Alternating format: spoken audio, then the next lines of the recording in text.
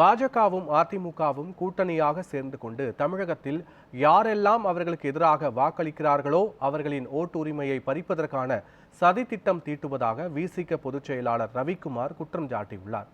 விழுப்புரம் மாவட்டம் கண்டாச்சிபுரத்தில் விடுதலை சிறுத்தைகள் கட்சி சார்பாக மதச்சார்பின்மை காப்போம் பேரணியின் தீர்மான விளக்க பொதுக்கூட்டம் மாவட்ட செயலாளர் விடுதலை செல்வன் தலைமையில் நடைபெற்றது. நிகழ்வில் கட்சியின் பொதுச் செயலாளரும் விழுப்புரம் மக்களவை உறுப்பினருமான ரவிக்குமார் கலந்து கொண்டு பேசினார். அப்போது எடப்பாடி பழனிசாமிக்கு பாஜக மதவாதம் என்ற போதையை ஊற்றி கொடுத்து காதில் மைக்கை மாற்றிவிட்டு தமிழகம் முழுவதும் பிரச்சாரம் செய்ய அனுப்பி வைத்துள்ளார்கள் என்று விமர்சித்துள்ளார். அடுத்ததாக தேர்தல் எங்க நடக்க போகுது? தமிழ்நாட்டில் நடக்க போகிறது, கேரளாவில் நடக்க போகிறது. தமிழ்நாடும் கேரளாவும் பாஜக நுழைய முடியாத இரும்பு கோட்டைகளாக இருக்கின்றன. இந்த கேரளாவில் கூட ஒரு எம்பி ஜெயித்தான், ஒரு நடிகரை நிக்க வச்சு ஜெயிக்க வச்சாங்க. ஆனா தமிழ்நாட்டில் 2 தேர்தலாக இவர்கள் ஓட ஓட மக்கள் விரட்டி அடிக்கிறார்கள்.